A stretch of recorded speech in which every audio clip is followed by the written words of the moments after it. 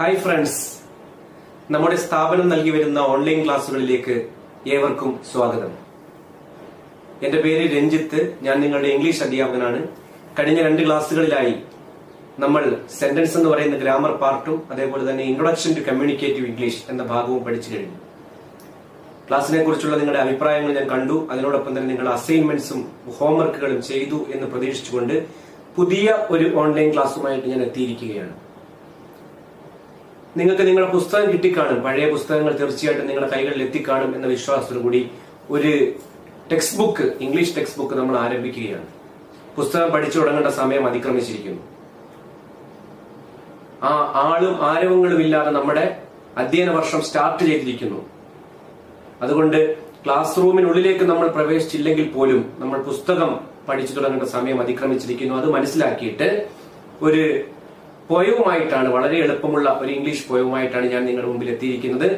English പുസ്തകത്തിലെ ആദ്യത്തെ chapter അല്ല, ആദ്യത്തെ ചാപ്റ്ററോടനുബന്ധിച്ച് കിടക്കുന്ന പോയത്തിന്റെ പേര് lines written in early spring, written by William Wordsworth. ഒരുപക്ഷെ നിങ്ങൾ ഈ പേര് കേട്ടിട്ടുണ്ടായിരിക്കാം. വില്യം വേർഡ്സ്വർത്ത് എന്ന പേര് നിങ്ങളിൽ പലർക്കും അറിയാമായിരിക്കും. ആരാണ് വില്യം വേർഡ്സ്വർത്ത്? ഞാനൊരു ഇൻട്രൊഡക്ഷൻ തരാം. വില്യം വേർഡ്സ്വർത്ത് ഇംഗ്ലീഷിലെ റൊമാന്റിക് പോയറ്റ്, ഒരു ഇംഗ്ലീഷ് പോയറ്റാ, റൊമാന്റിക് പോയറ്റ്. നിങ്ങൾ റൊമാന്റിസിസം, റൊമാന്റിക് ഏജ് എന്ന് കേട്ടിട്ടുണ്ടോ? ആരൊക്കെയാണ് ഏറ്റവും ഗ്രേറ്റസ്റ്റ് ആയിട്ടുള്ള റൊമാന്റിക് പോയറ്റ്സ് നിങ്ങൾക്കറിയാമോ? ഏറ്റവും ഗ്രേറ്റസ്റ്റ് ആയിട്ടുള്ള റൊമാന്റിക് പോയറ്റ്സിൽ ആദ്യം വരുന്ന പേര് വില്യം വേർഡ്സ്വർത്ത് തന്നെയാണ്. വില്യം വേർഡ്സ്വർത്ത് ഉണ്ട്, Wordsworth, Coleridge, Samuel Taylor Coleridge, PB Shelley, Byron, Keats, John Keats. ഇവരുടെയൊക്കെ കവിതകള് ഏതെങ്കിലുമൊക്കെ അവസരത്തിൽ കുഞ്ഞു ക്ലാസ്സുകളിൽ നിങ്ങൾ പഠിച്ചിട്ടുണ്ടായിരിക്കാം. പക്ഷെ പേര് ചിലപ്പോൾ നിങ്ങൾ ഓർക്കുന്നില്ല എന്ന് മാത്രം. ഇംഗ്ലീഷിനെ സംബന്ധിച്ച് ഏറ്റവും പ്രധാനപ്പെട്ട റൊമാന്റിക് ഏജിലെ കവികളാണ്. അതുകൊണ്ടാണ് അവരെ റൊമാന്റിക് പോയറ്റ്സ് എന്ന് വിളിക്കുന്നത്. അതിൽ വേർഡ്സ്വർത്തിന് കുറച്ച് പ്രത്യേകത ഉണ്ട്. കൂട്ടത്തിൽ ഏറ്റവും കൂടുതൽ കാലം ജീവിച്ചിരുന്നത് വേർഡ്സ്വർത്താണ്. അതുകൊണ്ട് തന്നെ ഇംഗ്ലണ്ടിന്റെ പോയറ്റ് ലോറിയേറ്റ് ആയിരുന്നു വില്യം വേർഡ്സ്വർത്ത്. നേച്ചർ പോയറ്റ് എന്നാണ് അദ്ദേഹത്തെ അറിയപ്പെടുന്നത്. അദ്ദേഹത്തിന്റെ കവിതകളിൽ പ്രകൃതി ഒരു പ്രധാനപ്പെട്ട കഥാപാത്രമായിരുന്നു. പ്രകൃതിയിലെ ഏറ്റവും മനോഹരമായ അവസ്ഥകൾ വേർഡ്സ്വർത്തിന്റെ കവിതകളിൽ നമുക്ക് കാണാൻ കഴിയുമായിരുന്നു. അദ്ദേഹത്തിന്റെ ഹൃദയം, ഒരു ആകാശത്തൊരു മഴവില്ല് കാണുമ്പോൾ അദ്ദേഹത്തിന്റെ ഹൃദയം തുളുമ്പുമായിരുന്നു. അത്രയ്ക്ക് സന്തോഷം. പ്രകൃതിയിലെ ചെറിയ ചെറിയ കാഴ്ചകൾ പോലും അദ്ദേഹത്തിന്റെ വികാരങ്ങളെ മാറ്റുവാൻ കഴിവുള്ളതായിരുന്നു. അദ്ദേഹത്തിന് വിഷമിച്ചിരിക്കുമ്പോൾ അത് സന്തോഷമാക്കുമായിരുന്നു. അദ്ദേഹത്തെ കുറിച്ച് ഒരു ചെറിയ ഇൻട്രൊഡക്ഷൻ ഞാൻ തരാം. Wordsworth is one of the romantic poets in English. He is A romantic poet. He is called the high priest of nature. എഴുതി വെക്കണം നമ്മൾ നോട്ട്സ് തയ്യാറാക്കുമ്പോൾ. He is called the high priest of nature എന്ന് പറയും. He is A nature poet. He is the poet laureate of England. ഇംഗ്ലണ്ടിന്റെ poet laureate ആയിരുന്നു. He was ആര്? William Wordsworth. William വേർഡ്സ്വർത്തിന്റെ മനോഹരമായ ഒരു കവിതയാണ് നമ്മൾ പഠിക്കാൻ പോകുന്നത്. അതിനു മുമ്പ് വില്യം വേർഡ്സ്വർത്തിനെ കുറിച്ച് ഇൻട്രൊഡക്ഷൻ, ഒരു വിഷ്വൽ ഇൻട്രൊഡക്ഷൻ തരാൻ ഞാൻ ആഗ്രഹിക്കുന്നു. അതാണ് അടുത്തത്. It will help you to write down your notes and I am going to give you a visual treat of William Wordsworth. So it will help you to write your notes. Here comes the introduction about the poet William Wordsworth.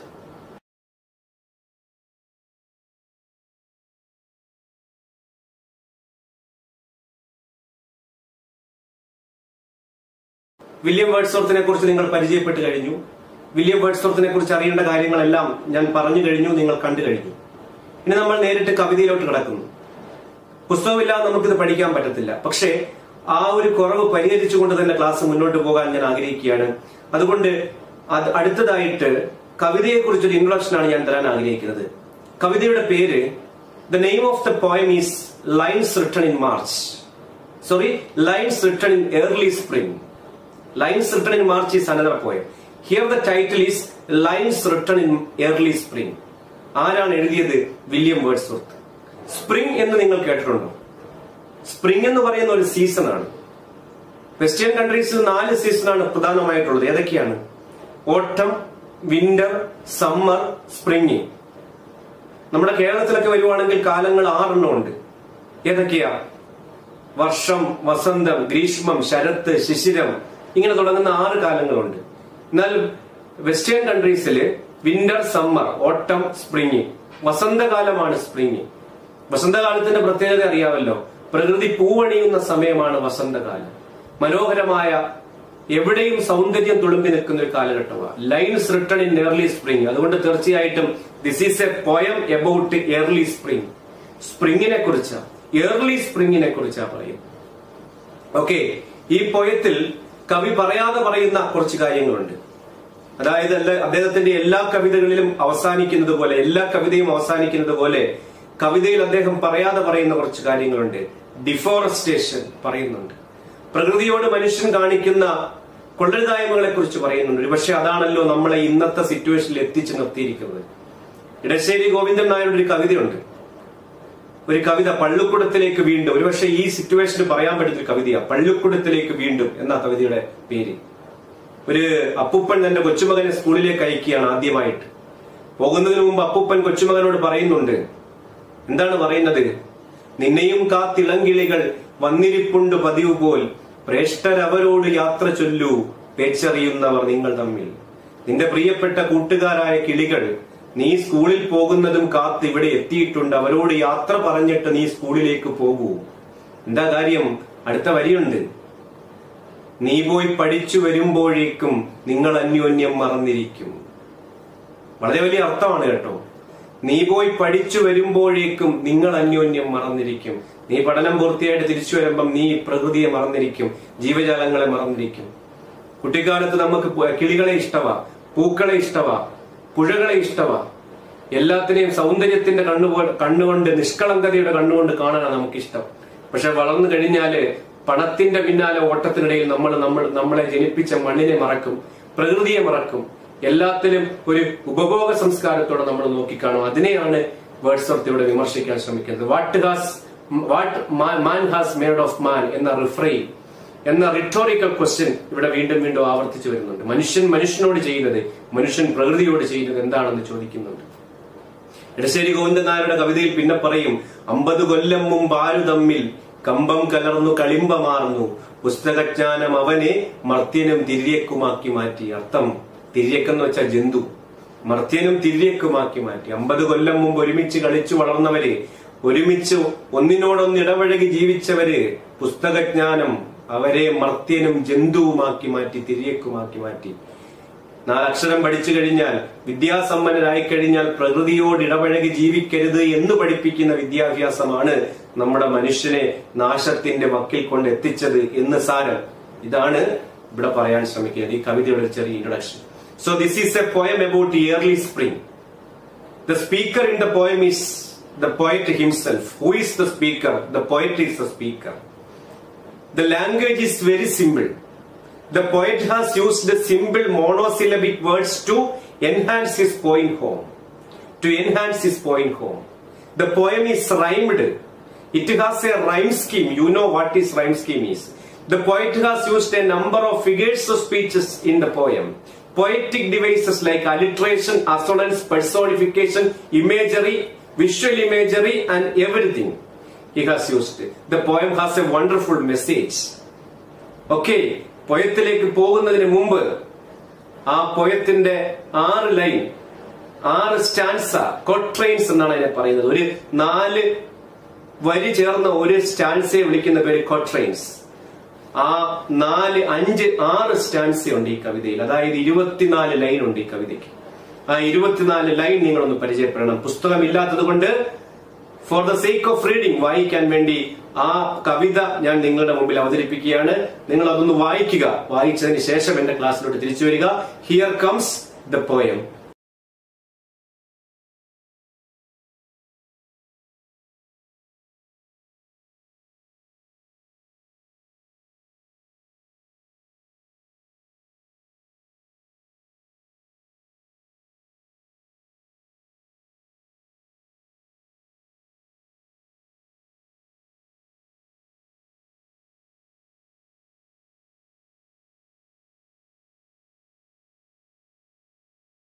My dear students, നിങ്ങൾ ആ poem കണ്ടു. അതിന്റെ 6 സ്റ്റാൻസയെ നിങ്ങൾ കണ്ടു. Let me recite this beautiful poem for U. അടുത്തത് ഈ കവിത ഞാൻ നിങ്ങൾക്ക് വേണ്ടി ഒന്ന് വായിക്കാം. കറക്റ്റ് പ്രൊനൗൺസിയേഷനിൽ അതിന്റെ ഇന്റോനേഷനോട് കൂടി ഞാൻ വായിക്കുകയാണ്. നിങ്ങൾ പുസ്തകമുണ്ടെങ്കിൽ ആ പുസ്തകം വെച്ച് ശ്രദ്ധിക്കുക, അല്ലെങ്കിൽ നിങ്ങൾ ഇത് എഴുതിയെടുത്തതിന്റെ അടിസ്ഥാനത്തിൽ ശ്രദ്ധിക്കുക. Let me read this beautiful poem for you. Lines written in March, written by William Wordsworth. I heard 1,000 blended notes while in a grove I sat reclined, in that sweet mood when pleasant thoughts bring sad thoughts to the mind. To her fair works did nature link the human soul that through me ran, and much grieved my heart to think what man has made of man. Through primrose stuffs in the green bower the periwinkle trailed its threads, and it's my faith that every flower enjoys the air it breathes. The birds around me hopped and played, their thoughts I cannot measure, but the least motion which they made, it seemed a thrill of pleasure. The budding twigs spread out their fan to catch the breezy air, and I must think, do all I can, that there was pleasure there. If this belief from heaven be sent, if such be nature's holy plan, have I not reason to lament what man has made of man? Once again, ഞാനിത് explain ചെയ്യാൻ പോണം. I am going to explain the lines. നിങ്ങൾക്ക് തീർച്ചയായിട്ടും അത് പ്രയോജനപ്പെടും. It will help you to write down the summary and appreciation. Listen very carefully, okay? ഞാനിത് explain ചെയ്യാൻ പോകുന്നു. I heard 1,000 blended notes. Who is the speaker here? The poet. Who is I here? The poet. He says, I heard, ഞാൻ കേട്ടു, 1,000 blended notes. അർത്ഥം പറ. ആയിരക്കണക്കിന് notes, musics ഞാൻ കേട്ടത്. The sites and sounds of the beautiful nature. പ്രകൃതിയിലെ മനോഹരമായ സൈറ്റ്സും സൗണ്ട്സും അദ്ദേഹം കേട്ട ആ ബ്ലെൻഡഡ് നോട്ട്സ് എന്ന് പറഞ്ഞാൽ സംഗീതമാ അദ്ദേഹം കേട്ടു. എവിടെ കിടക്കോ അദ്ദേഹം? While in a grove. അദ്ദേഹം ഒരു മാന്തോപ്പിൽ കിടക്കുകയാണ്, അല്ലെങ്കിൽ ഒരു തോപ്പിൽ കിടക്കുകയാണ്. Sat reclined. Sate here means sat. Old English word SAT എന്ന് എഴുതിയേക്കുന്നത്. ഇപ്പോഴത്തെ വാക്ക് SAT. സാറ്റ് കിടക്കുന്നു. എവിടെ? റിക്ലൈൻഡ്. ചാരി കിടക്കുന്നു, ഇരിക്കുന്നു, ചാരി ഇരിക്കുന്നു. In that sweet mood. മനോഹരമായ ആ നിർവൃതിയിൽ, ആ അവസ്ഥയിൽ. നിങ്ങളൊന്ന് ആലോചിച്ച് നോക്കിയേ. പ്രകൃതിയിലെ ഏറ്റവും മനോഹരമായ ഒരു സ്ഥലത്ത്, മനോഹരമായ ഒരു കാലാവസ്ഥയിൽ, മനോഹരമായ ഒരു കാലത്ത്, സ്പ്രിംഗ് സീസണിൽ അദ്ദേഹം ഇങ്ങനെ ചാരി കിടക്കുകയാണ്. അദ്ദേഹം ആയിരക്കണക്കിന് 1,000 ബ്ലെൻഡഡ് നോട്ട്സ് കേൾക്കുന്നുണ്ട്. 1,000 ബ്ലെൻഡഡ് നോട്ട്സ് എന്ന് ഇവിടെ പറയുമ്പോൾ എന്തോന്ന് പറയും? എക്സാജറേഷൻ. അത്രയൊന്നും നമ്മൾ കേൾക്കത്തില്ല. നമ്മളിങ്ങനെ പറയും എക്സാജറേഷൻ. ഞാൻ ആയിരങ്ങളെ കണ്ടു, മനുഷ്യ സാഗരം എന്നൊക്കെ പറയും. മനുഷ്യരെല്ലാം കൂടെ എന്താണെന്ന് സാഗരം ആവത്തില്ല. അങ്ങനെയുള്ള എക്സാജറേഷനെ ഇംഗ്ലീഷ് വിളിക്കുന്ന പേര് ഹൈപ്പർ ബെലെ എന്നാണ്. അത് നിങ്ങളുടെ ഒരു ഫിഗർ ഓഫ് സ്പീച്ചാ. ഞാൻ നിങ്ങൾക്ക് അതിന്റെ വിഷ്വൽ കാണിച്ചു തരാം. ഹൈപ്പർ ബെലെ, ആ ഫസ്റ്റ് ലൈൻ ഹൈപ്പർ ബെലേക്ക് എക്സാമ്പിൾ ആണ്. ഇൻ ദാറ്റ് സ്വീറ്റ് മൂഡ്, ആ മനോഹരമായ മൂഡിൽ, വെൻ പ്ലസന്റ് തോട്ട്സ്, നല്ല ചിന്തകൾ, bring sad thoughts to the mind. നല്ല ചിന്തകൾ, നല്ല മൂഡിൽ കിടന്ന എന്റെ മനസ്സിലെ ചിന്തകൾ പെട്ടെന്ന് സാഡ് തോട്ട്സ്, മോശം ചിന്തകൾ അല്ലെങ്കിൽ വിഷമിപ്പിക്കുന്ന ചിന്തകളിലേക്ക് വഴിമാറി എന്നാ പറയും. പ്രകൃതിയിലെ ആദ്യത്തെ ആ ഒരു എക്സ്റ്റസിക് മൂഡ് അദ്ദേഹം പെട്ടെന്ന് നഷ്ടപ്പെട്ടു. അദ്ദേഹം എന്തായിരിക്കും ചിന്തിച്ചത്? To her fair works did nature link. ഞാൻ ആദ്യം ചിന്തിച്ചത് ഇതാ, അവൾ ആരായി? അവള് പ്രകൃതി. അവള് അല്ലെങ്കിൽ ദൈവം പ്രകൃതിയെയും മനുഷ്യരെയും എത്രമാത്രം തീവ്രതയിൽ ബന്ധിപ്പിച്ചിരിക്കുന്നു എന്ന് കണ്ടു. To her fair works did nature link the human soul that ran through me. എന്നിലുള്ള ആ സോൾ, ആ ആത്മാവിനെ പോലും പ്രകൃതിയുമായി ബന്ധപ്പെട്ട് കിടക്കുന്നു. നമ്മൾ പ്രകൃതിയുടെ ഭാഗമാണ്. പ്രകൃതി പുറത്തല്ല, നമ്മളും പ്രകൃതിക്കുള്ളിലാണ് ജീവിക്കുന്നത്. പ്രകൃതി നമ്മളും കൂടാണ്. അതാണ് പ്രകൃതി. സോ അത് അങ്ങനെയാണ് ലിങ്ക് ചെയ്യപ്പെട്ടിരിക്കുന്നതെന്ന് കവി പറയുന്നു. And much grieved my heart to think. പെട്ടെന്ന് എന്റെ മനസ്സിലുണ്ടായ ഗ്രീവ് മീൻസ് ദുഃഖം, sadness. My heart to think, ഞാൻ ചിന്തിച്ചു, what man has made of man. മനുഷ്യനെ എന്താണ് ചെയ്തതെന്ന്, അല്ലെങ്കിൽ മനുഷ്യൻ ഈ പ്രകൃതിക്ക് എന്താണ് ചെയ്തുകൊണ്ടിരിക്കുന്നത്. മനുഷ്യനാണ് മനുഷ്യന് ഏറ്റവും കൂടുതൽ ദ്രോഹം ചെയ്യുന്നത്. മനുഷ്യനാണ് ഈ പ്രകൃതിക്ക് ഏറ്റവും കൂടുതൽ ദ്രോഹം ചെയ്യുന്നത്. ലോകത്തിൽ ഒരു ജീവജാലങ്ങളും പ്രകൃതിയെ ഇത്രമാത്രം നശിപ്പിച്ചിട്ടില്ല, ദ്രോഹിച്ചിട്ടില്ല. മനുഷ്യനെ പോലെ ക്രൂരനായിട്ടുള്ള വേറൊരു ആനിമലും ഈ ലോകത്തില്ല എന്നുള്ളതാണ് സത്യം. ഓക്കെ, ഞാൻ പറഞ്ഞു കാട് കയറുന്നില്ല. നാലാമത്തെ stanza. Through primrose tufts in the green bower and periwinkle trailed its വീത്ത്. രണ്ട് പൂക്കളുടെ പേരാ പറയുന്നത്. വൺ ഈസ് പ്രിംറോസ്, അതിന്റെ പടം ഞാൻ നിങ്ങളെ കാണിക്കാം കുറച്ച് കഴിയുമ്പോൾ. Periwinkle is another flower. ഇവ രണ്ടുപേരും ഇടപഴകി ഒരുമിച്ച് കാട് പിടിച്ച് കിടക്കുന്നു. ബവർ, ഗ്രീൻ ബവറിൽ കിടക്കുന്നു. ട്രെയിൽഡ് ട്രീസ്, അത് അതിന്റെ പൂക്കൾ നെയ്യുന്നു, അല്ലെങ്കിൽ അതിന്റെ പൂക്കൾ കാണാം. And it is my faith that, എന്റെ വിശ്വാസമാണ്, ഞാൻ വിശ്വസിക്കുന്നു. Every flower enjoys the air it is, ഓരോ ജീവജാലങ്ങളും ഓരോ പൂക്കളും അവ ശ്വസിക്കുന്ന എയർ എൻജോയ് ചെയ്യുന്നു. അവയെല്ലാം സന്തോഷത്തിലാണ്. ഭൂമിയിലുള്ള സകല ജീവജാലങ്ങളും ഇപ്പോൾ സന്തോഷത്തിലാണ്, മനുഷ്യനൊഴിച്ച്. മനുഷ്യന്റെ ആർത്തി, അവന്റെ ആവശ്യമില്ലാത്ത ചിന്തകൾ അവനെ എപ്പോഴും ഇങ്ങനെ നിരാശപ്പെടുത്തിക്കൊണ്ടിരിക്കുമെന്ന് കവി പറയുന്നു. ONV കുറുപ്പിന്റെ ഭൂമിക്കൊരു ചർമ്മഗീതം എന്ന് പറയുന്ന കവിതയിൽ പറയുന്നത് പോലെ, നിന്നിൽ കുരുക്കുന്ന കറുകയുടെ നെറുകയിലെ മഞ്ഞുനീർത്തുള്ളിയിൽ പോലും ഒരു കുഞ്ഞു സൂര്യനുണ്ട്, അത് കണ്ടുദിച്ചതൻ കരളിലൊരു വിസ്മയ വിഭാതം എന്ന് പറയുന്നുണ്ട്. നിന്നിൽ കുരുക്കുന്ന കറുകയുടെ നെറുകയിലെ മഞ്ഞുനീർത്തുള്ളിയിൽ പോലും ഒരു കുഞ്ഞു സൂര്യനുണ്ട്. കറുകയുടെ നെറുകയിൽ, ഈ ഭൂമിയിൽ ഉള്ള ഒരു ചെറിയ പുല്ലിൽ പോലും ദൈവമുണ്ട്, ദൈവത്തിന്റെ അംശമുണ്ട്, സന്തോഷമുണ്ട് എന്ന് പറയുന്നത് പോലെ നമ്മളെല്ലാം ആ സൃഷ്ടിയുടെ ഭാഗമാണെന്ന് നമ്മൾ മറന്നു പോകരുതെന്ന് ഓർമ്മപ്പെടുത്തുന്നു. The birds around me hopped and played. കണ്ടോ, പക്ഷികള് സന്തോഷം കൊണ്ട് ഹോപ്പ് ആൻഡ് പ്ലേഡ്, ഹോപ്പിടി ചാടുക, പ്ലേഡ് കളിക്കുന്നുണ്ട്. അവ ഭയങ്കര സന്തോഷം എപ്പോഴും. നമ്മൾ നോക്ക്, നമ്മുടെ ചുറ്റുപാടുമുള്ള കിളികൾ ഒരിക്കലും വിഷമിച്ച് നമ്മളെ പോലെ മാർക്ക് കുറഞ്ഞെന്നും പറഞ്ഞ് വിഷമിച്ചോ ഒന്നും ഇരിക്കാറില്ല. അവരെപ്പോഴും ആക്റ്റീവാ. അവർ മരിക്കുന്നത് വരെ ഇര തേടി അന്നം തേടി ഇങ്ങനെ നടക്കും. അല്ലാത്ത സമയങ്ങളിൽ അവർ റെസ്റ്റ് എടുക്കും. അവയ്ക്കൊരിക്കലും നിസ്സഹായതയില്ല, നിരാശയില്ല, നമ്മളെ പോലെ ഫ്രസ്ട്രേഷൻ ഇല്ല, ഒരിക്കലും തൂങ്ങിച്ചാവാറുമില്ല, വിഷമം വരും. ഓക്കെ, സോ ഇവിടെ പറഞ്ഞത് ബേർഡ്സ് അറൌണ്ട് മീ, ബാക്കിയുള്ള എല്ലാ ജീവജാലങ്ങളും സന്തോഷവാന്മാരാണ്. Hopped and played their thoughts I cannot measure. അവരുടെ ചിന്തകൾ, അവരുടെ ഉള്ളിലുള്ള ചിന്തകൾ എന്തുവാണെന്ന് എനിക്ക് മെഷർ ചെയ്യാൻ പറ്റത്തില്ല. മറ്റുള്ളവരുടെ മനസ്സറിയാൻ ഒരാൾക്ക് കഴിയത്തില്ല, ഈവൻ ദ പോയറ്റ്, കവിക്ക് പോലും. But the least motion which they made, പക്ഷെ അവരുടെ ഒരു ചെറിയ ചലനം പോലും എനിക്ക് മനസ്സിലാവും. ത്രിൽ ഓഫ് പ്ലഷർ, അത് എന്തുണ്ട് അതിൽ? ത്രിൽ ഓഫ് പ്ലഷർ ഉണ്ട്. പ്ലഷർ എന്ന് വെച്ചാൽ ആ സന്തോഷം എനിക്ക് കാണാൻ കഴിയും. ത്രില്ലുണ്ട്, അതെനിക്ക് മനസ്സിലാവും. അവരുടെ മനസ്സെനിക്ക് മനസ്സിലാവത്തില്ല. അവസാനത്തെ 2 സ്റ്റാൻസ കേട്ടു. The budding twigs spread out of their fan. Twigs അറിയാമല്ലോ, ചുള്ളിക്കമ്പുകൾ. അവ ഇങ്ങനെ ഇലകൾ വിടർത്തി നിപ്പുണ്ട് ഫാൻ പോലെ. To catch the breezy air. എന്തിനാ അവയെ അങ്ങനെ നിൽക്കുന്നേ? എയറിനെ പിടിക്കാൻ വേണ്ടിയാ. To catch the breezy air, breezy ഇളം കാറ്റ്. ആൻഡ് ഐ മസ്റ്റ് തിങ്ക്, ഞാൻ ചിന്തിക്കുന്നു.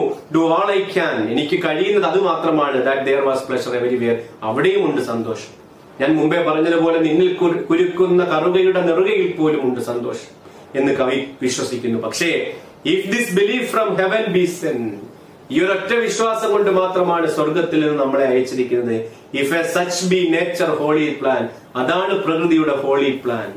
ഈ പ്രകൃതിക്ക് ഒരു പ്ലാൻ ഉണ്ട്, ഒരു ഹോളി പ്ലാൻ ഉണ്ട്. അത് എന്താണെന്ന് ചോദിച്ചാൽ, സന്തോഷം, മറ്റുള്ളവർക്ക് സന്തോഷം കൊടുക്കുക, സ്വയം സന്തോഷിക്കുക. അതിനപ്പുറത്ത് ഈ ജീവിതം ഒന്നുമില്ല. Have I not reason to lament, ഞാൻ വിലപിക്കുന്നതിൽ എന്തെങ്കിലും അർത്ഥമുണ്ടോ, കാരണമുണ്ടോ? What man has made of man, മനുഷ്യൻ എന്താണ് മനുഷ്യനോട് ചെയ്തിരിക്കുന്നത്, മനുഷ്യൻ എന്താണ് ഈ പ്രകൃതിയോട് ചെയ്തത്. What man has made of man. നിങ്ങൾ ശ്രദ്ധിക്കണം, സിമ്പിൾ ലാംഗ്വേജ് ആണ്. കവിതയ്ക്ക് മനോഹരമായ ഒരു മെസ്സേജ് ഉണ്ട്. ഒരുപാട് ഫൈറ്റിക് ഡിവൈസ് ഉണ്ട്, അലിട്രേഷൻ ഉണ്ട്, അസണൻസ് ഉണ്ട്, അതേപോലെ തന്നെ പെർസോണിഫിക്കേഷൻ ഉണ്ട്, മെറ്റഫർ ഉണ്ട്, ഒരുപാട് ഇമേജറീസ് ഉണ്ട്. ഇതെല്ലാം ഞാൻ എക്സ്പ്ലെയിൻ ചെയ്തു തരാം. ഇപ്പോൾ ഞാൻ എക്സ്പ്ലെയിൻ ചെയ്തത് summary of the point. Okay ആണോ? അങ്ങനെയാണെങ്കിൽ അടുത്ത ഭാഗം, കവിത അവസാനിച്ചിരിക്കുന്നു. സമ്മറി എഴുതുന്നതിന് മുമ്പ്, സമ്മറി അവസാനിപ്പിക്കുന്നതിന് മുമ്പ് ഒരു കാര്യം കൂടെ പറയാം. കവിതയിലെ പൊയറ്റിക് ഡിവൈസസ് നിങ്ങൾ അറിഞ്ഞിരിക്കണം. ഇതൊരു നേച്ചർ പോയമാണ്. The poem is written in quatrains. Quatrains 4 ലൈനുള്ള സ്റ്റാൻസുകളെ വിളിക്കുന്ന പേരാണ് ക്വാട്രെയിൻസ്. റൈം സ്കീം ഉണ്ട്. AB കണ്ടുപിടിക്കുന്നത് എങ്ങനെയാണെന്ന് നിങ്ങൾക്കറിയാം. അവസാനത്തെ വാക്കെടുത്ത് വെച്ച് നോക്ക്, ഇവിടെ റൈം സ്കീം ഉണ്ട്. Fan, can, air, there, AB. നിങ്ങളൊന്ന് ലേബൽ ചെയ്ത് നോക്ക്. Fan, air, can, there. ഫാനും ക്യാനും എയറും ദെയറും. അപ്പൊ എങ്ങനെ വരും? AB. എല്ലാ ലൈനിലും AB ആണ്. അതാദ്യം മനസ്സിലാക്കുക. പെർസോണിഫിക്കേഷൻ ഉണ്ട്. എന്താണ് പെർസോണിഫിക്കേഷൻ? സൂര്യൻ ജീവനില്ലാത്തൊരു വസ്തുവാണ്. നമ്മൾ പറയും സൂര്യ ഭഗവാൻ. മനുഷ്യനോട് താരതമ്യം ചെയ്യും, അല്ലെങ്കിൽ വ്യക്തി രൂപം കൊടുക്കും. അതിനെ വിളിക്കുന്ന പേരാ personification. To her fair works did nature link. പ്രകൃതിയെ അവളെന്ന് വിശേഷിപ്പിച്ചിരിക്കുന്നു. പെർസോണിഫിക്കേഷൻ. അലിട്രേഷൻ ഉണ്ട്. ഒരേപോലുള്ള സൗണ്ട് ആവർത്തിച്ചു വന്നാൽ അതിനെ വിളിക്കുന്ന പേര് അലിട്രേഷൻ. അത് കൺസണന്റ് ആയിരിക്കണം, വ്യഞ്ജനാക്ഷരം. Man has made of man. Man, മാ. ഹാസ് മേഡ്, വീണ്ടും മാ, വീണ്ടും മാൻ. മാ. കണ്ടോ? അതൊരു വ്യഞ്ജനാക്ഷരമാണോ അതിനെ വിളിക്കുന്നവൻ alliteration. Much it grieved my, much it grieved my heart എന്ന് പറയും. അതും അത് അലിട്രേഷൻ ആണ്. റൈമിംഗ് വേർഡ്സ് ഉണ്ട്. നോട്ട്സ്, തോട്ട്സ്, റിക്ലൈൻഡ് മൈൻഡ് ഒക്കെ വരും. ഒരു ഓൾഡ് ഇംഗ്ലീഷ് വേറുണ്ട്, ഞാൻ പറഞ്ഞതാ SAT. അത് ഓൾഡ് ഇംഗ്ലീഷ് സേറ്റ്. ഇപ്പൊ അതിന്റെ ആ വാക്ക് SAT, സാറ്റ്. ഓൾഡ് ഇംഗ്ലീഷ് പേരുണ്ട്. പെഴ്സോണിഫിക്കേഷൻ ഉണ്ട്. Air it breathes, enjoys the air it breathes. എയറിനെ പെഴ്സോണിഫൈ ചെയ്തിട്ടുണ്ട്. അസോണൻസ് ഉണ്ട്. വവൽ സൗണ്ട് ആണ് വരുന്നതെങ്കിൽ അതിനെ വിളിക്കും അസോണൻസ്. വിഷ്വൽ ഇമേജ് ഉണ്ട്. പ്രിംറോസ് സ്റ്റർസും ഗ്രീൻ ബവറും പെരിവിങ്കിളും ഒക്കെ വിഷ്വൽ ഇമേജ് ഒക്കെ വരുന്നുണ്ട്. അതുകൊണ്ട് അടുത്തതായിട്ട് നിങ്ങളെ നോട്ട് എഴുതുന്നതിനുള്ള for the sake of writing or notes I am going to give you the poetic devices used in the poem. Here comes the important poetic devices. Prepare your notes. It will help you to write down your notes.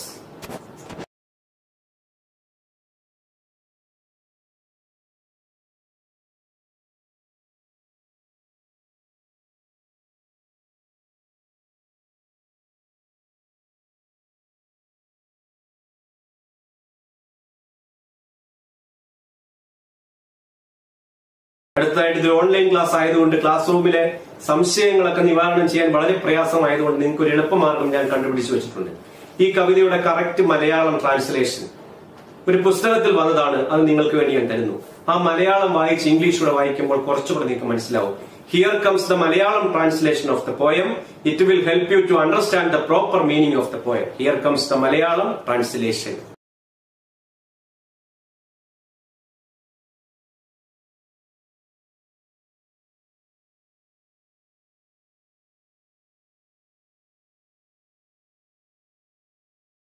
My dear students, കവിത നിങ്ങൾക്ക് ഇഷ്ടപ്പെട്ടെന്ന് വിശ്വസിക്കുന്നു. കവിത ഞാൻ പഠിപ്പിച്ചു കഴിഞ്ഞു. അതിന്റെ proper ആയിട്ടുള്ള എല്ലാം നമ്മൾ ഡിസ്കസ് ചെയ്ത് കഴിഞ്ഞു.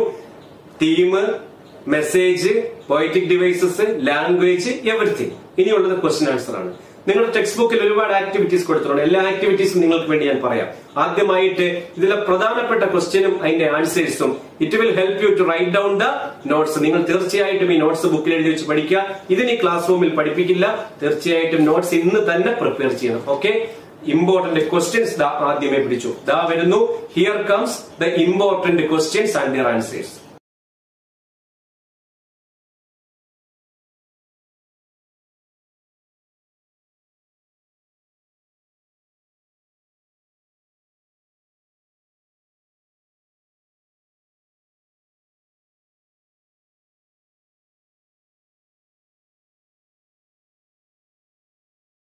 നിങ്ങളുടെ പുസ്തകത്തിലെ വളരെ പ്രധാനപ്പെട്ട ഒരു ചോദ്യമുണ്ട്, ഒരു ആക്ടിവിറ്റി ഉണ്ട്. First activity, what man has made of man. അതിനകത്ത് റിഫ്രെയിൻ ആണ്. റിഫ്രെയിൻ എന്ന് വെച്ചാൽ ഒരു ലൈൻ ആവർത്തിച്ച് വരുന്നതിനെ വിളിക്കുന്ന പേരാണ് refrain. What man has made of മാൻ 2 തവണ വരുന്നുണ്ട്. അതൊരു റിട്ടോറിക്കൽ ക്വസ്റ്റ്യൻ. എന്തുവാ rhetorical question? A question with an answer in it. അതിനകത്ത് ആൻസറും ഉണ്ട്. അങ്ങനെയുള്ള ചോദ്യത്തെ റിട്ടോറിക്കൽ ക്വസ്റ്റ്യൻ വരുന്നത്. അതിന്റെ ആ ലൈനിന്റെ പ്രാധാന്യം എന്താണ് എന്നൊരു ചോദ്യം ചോദിക്കും. വളരെ ഇമ്പോർട്ടന്റ് ക്വസ്റ്റ്യൻ. അതിന്റെ ആൻസർ ആണ് നിങ്ങളുടെ മുമ്പിൽ ഞാൻ ക്വസ്റ്റ്യനും ആൻസറും നിങ്ങളുടെ മുമ്പിൽ അവതരിപ്പിക്കുന്നു. ഇതാ വരുന്നു.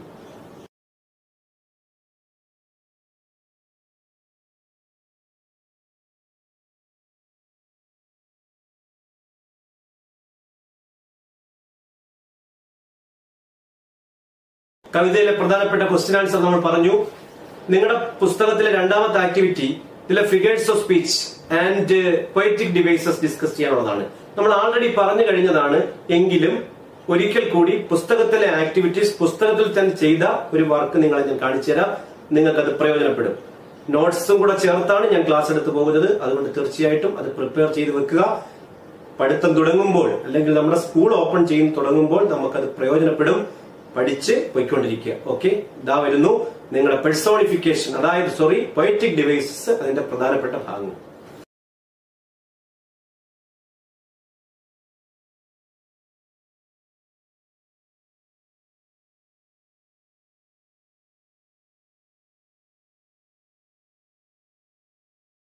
ഇനിയുള്ളത് പരീക്ഷയ്ക്ക് സ്ഥിരമായിട്ട് ചോദിക്കുന്ന പോയത്തിൽ നിന്ന് ചോദിക്കുന്ന ഒരു ചോദ്യം. 9ാം ക്ലാസ്സിൽ പഠിച്ച നിങ്ങൾക്ക് അറിയാവുന്ന കാര്യമാണ് പോയറ്റിക് അപ്രീസിയേഷൻ. ഒരു അപ്രീസിയേഷൻ തയ്യാറാക്കണം. എങ്ങനെയാണ് ഒരു അപ്രീസിയേഷൻ തയ്യാറാക്കുന്നത്? ആദ്യം ഇൻട്രൊഡക്ഷൻ ഓഫ് ദ പോയറ്റ്, നിങ്ങൾക്ക് അതറിയാം. 2 summary of the given poem. 6 സ്റ്റാൻസയുടെ മീനിങ് വളരെ ചുരുങ്ങിയ വാക്കുകൾ എഴുതി വെക്കുക. പിന്നെ 3ാമത്തെ പാരഗ്രാഫില് summary, poetic devices, messages, languages, ഇങ്ങനെയുള്ള കാര്യങ്ങൾ, റൈം സ്കീം, അങ്ങനെയുള്ള കാര്യങ്ങൾ ചേർത്ത് എഴുതി വെക്കുക. നിങ്ങൾ തന്നെയാണ് എഴുതേണ്ടത്. നിങ്ങൾക്ക് ഒരു ഹോംവർക്ക് ആയിട്ട് തരണമെന്നാണ് വിചാരിച്ചത്. പക്ഷെ ഫസ്റ്റ് പോയം ആയതുകൊണ്ടും വളരെ ഇമ്പോർട്ടന്റ് പോയം ആയതുകൊണ്ടും അതിന്റെ നോട്ട്സും ഞാൻ നിങ്ങൾക്ക് തരുന്നതായിരിക്കും. Here comes the appreciation of the poem. It will help you to write down your notes.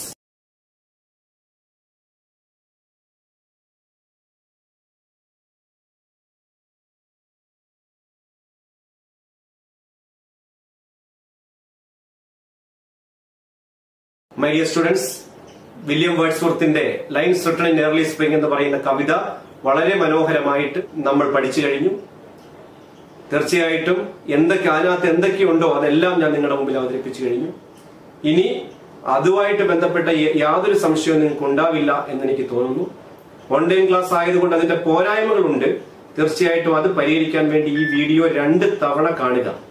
അതിനുശേഷം മാത്രമേ നിങ്ങൾ നോട്ട്സ് പ്രിപ്പയർ ചെയ്യാൻ ശ്രമിക്കാവുള്ളൂ. കാരണം അത്ര സിമ്പിൾ അല്ല. ഞാൻ സിമ്പിൾ ആയിട്ട് അവതരിപ്പിച്ചെങ്കിലും അത്ര സിമ്പിൾ അല്ല.